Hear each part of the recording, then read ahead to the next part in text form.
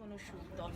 Io intervengo oggi sicuramente prima di tutto come parlamentare, ma anche come mamma, ho avuto modo di dirvelo, nel senso che 2 anni e mezzo fa ho scelto di partorire a Portogruaro, consapevole della valenza di questa scelta, sapendo che c'è un reparto che insomma in questi ultimi anni ha visto dei numeri traballanti, e consapevole che nonostante non ci fosse l'epidurale, queste cose avesse senso partorire nella mia città. Ho trovato un ottimo servizio, del personale preparato e cortese, e rifarei assolutamente la scelta se dovesse ricapitarmi. Io vorrei in questa sede, sempre senza vena polemica, fare una distinzione tra quelle che sono valutazioni tecnico-scientifiche e scelte politiche. L'Organizzazione Mondiale della Sanità ci dice che sotto i 500 parti c'è un rischio di sicurezza, e questa è una valutazione scientifica che non mi sento assolutamente di dover contestare, ed è una valutazione che ormai tutti conosciamo da anni. Da membro del Consiglio Comunale delle scorse legislature ricordo che già dibattemmo di queste cose, ricordo l'impegno dell'amministrazione comunale per il mantenimento del punto nascite a Portogruaro.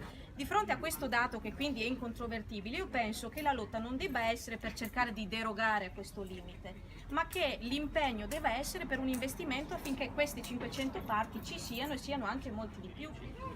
Il problema di questo, della gestione di Portogruaro, non nasce la settimana prima della chiusura, cioè con quell'annuncio che già di per sé era strano. Nasceva da prima, da contrasti evidenti. Sembravano delle schermaglie che probabilmente potessero avere a che fare magari con le elezioni, quindi il gioco politico, il che potrebbe anche confermarlo, visto tutte le mancate promesse non mantenute che sono continuate. Io credo che chi amministra Portogruaro e il comune di Portoguarese, i sindaci che sono presenti qui oggi, abbiano tutti a cuore il futuro di questo ospedale, e quindi che questo ospedale funzioni bene con tutti i suoi crismi, soprattutto per il reparto di neonatalità.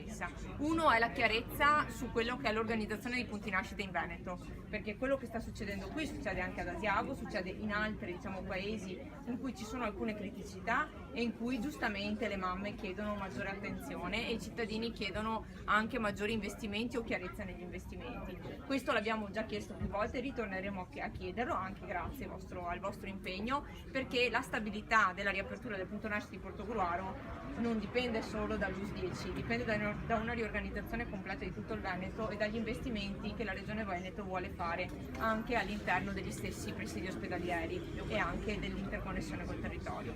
L'altro aspetto comunque che mi sento di dire è, proprio per quello che diceva anche il dottor Bravezza, di richiedere nuovamente alla parte politica, perché logicamente lui è un tecnico che è su mandato politico, fa il direttore, una chiarezza su quelli che sono i tempi di investizione. Guardate, siete venuti a trovarmi, sapete che sono stato molto schietto, no? E lo sarò ancora. Perfetto. Nel senso che io non entro nel merito delle tecniche, delle cose, eccetera. Vi hanno detto di non polemizzare se le cose sono state un po' lunghe, eccetera. Si polemizza, ci si incazza e si dice le cose come stanno invece, perché è vero che mancherà personale, poi abbiamo 10.000 medici nuovi, tutti fermi, vabbè. Io ci credo poco a queste cose, non c'è personale, queste cose qua a me non mi suonano bene. Quindi si faccia questo benedetto concorso e si dia qualità a questo ospedale, si facciano questi servizi e si la smetta di continuare a dire che non c'è personale, questa cosa qua non mi piace. Seconda cosa, le 2 regioni non si parlano. Ah, chiude anche la Tisana, ma guarda, chiude anche la Tisana, chiude anche Portogruaro, è sospeso, intanto le mamme andranno a Palmanova, aspettano ore per fare un tracciato, oppure vanno a San Vito, non neanche le sedie. Intanto 1 anno e mezzo che siamo così, bene, se facessimo noi come comune così, non so cosa potrebbe succedere. Terza cosa, ci laviamo tutti la bocca che il Veneto e il Friuli sono eccellenza, che qui i servizi funzionano. Allora, anziché tagliare dove ci sono gli sprechi, no? famosa siringa che qua costa €1, da qua €3. No, noi ci tagliamo i servizi perché dobbiamo dimostrare di essere ancora più bravi nel fare le cose. Noi ci tagliamo i servizi. Ci sono regioni che costano una barca di soldi, la sanità non si fa assolutamente nulla, noi tagliamo i servizi invece. E questo adesso stiamo valutando anche quello che dicevamo noi è vero, perché alla fine cosa è successo? Si è deciso di fare 2 ospedali, 3 anzi con Jesolo, no? Si è deciso di fare altre scelte anche in termini di schede ospedaliere e purtroppo il punto nascita di Portogruaro è stato un po' vittima di questa situazione, no? Perché non c'era certezza, probabilmente si chiudeva l'ospedale e quindi era inutile anche tenere aperto il punto. E che da 9 mesi l'unità operativa di ostetricia e di ginecologia è chiusa per carenza di personale.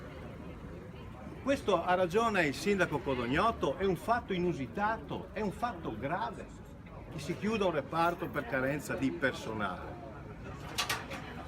E questo è avvenuto per un preciso itinerario, per un preciso percorso.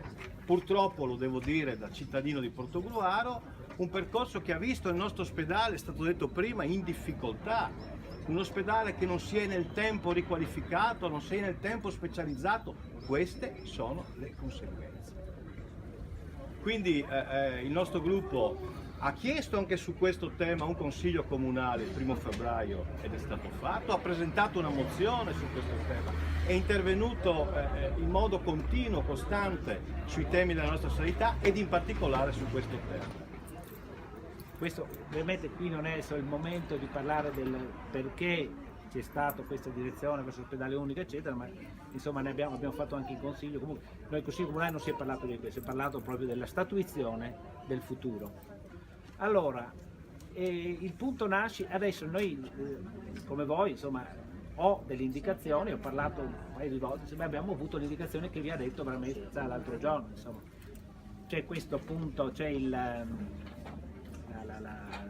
determinazione del concorso, no, della giornata del concorso, e da questo ovviamente dovrà nascere ovviamente tutto quello che determina, poi crea appunto, prima l'ostetricia, la ginecologia e poi tutto il resto. I programmi ci sono, la progettualità c'è e capire o giustificare una lentezza, no, nell'evoluzione. Questo io non posso rispondere in prima persona, perché non dipende da me. Ho usato nella risposta proprio all'interpellanza fattami riguardo questo, ho usato i condizionali perché io non rispondo, devo rispondere con condizionali per movimenti e per azioni che non ci riguardano direttamente. Noi controlliamo, vediamo, secondo noi, e speriamo proprio perché lo vogliamo per tutta la cittadinanza, sicuramente l'ospedale sta riprendendo i suoi movimenti. Dobbiamo costruirlo dalle fondamenta, risaldarlo dalle fondamenta, quindi con l'ostetricia, con la pediatria e con una buona medicina e con una chirurgia di eccellenza che noi abbiamo. Ci sono poi tutti i reparti confermati, abbiamo il discorso di avere il polo chirurgico qui e un polo eventualmente diciamo medico a San Donà, questo è un problema anche lì di grande discussione, non è che possiamo, però anche a San Donà comunque è stata conservata la chirurgia e a Portogruaro ovviamente la medicina. Dovremmo completarlo con la territorialità, quindi con gli ospedali di comunità, quindi con questo passaggio della dimissione della paziente, no, acuto o subacuto verso il territorio, che manca ancora e purtroppo lo vediamo sia come professionisti ma anche come i pazienti, i parenti, quando si viene dimesso questo paziente che deve essere sistemato in una casa di riposo perché insomma altri modi non c'è. Vabbè, questo è un altro argomento. Ecco, ora per concludere il discorso sul punto nascita, allora il passaggio purtroppo ha questi step, non possiamo prescindere anche perché, ripeto, non dipende da noi. Il concorso è un momento molto delicato dell'amministrazione dell'azienda, quindi un momento di giudizio sul quale assolutamente noi non vogliamo interferire auspichiamo, l'unica cosa che auspichiamo, che il nuovo primario sia un professionista che tiene al territorio, che dopo 6 mesi non dica ma io mi trasferisco a Padova, mi trasferisco.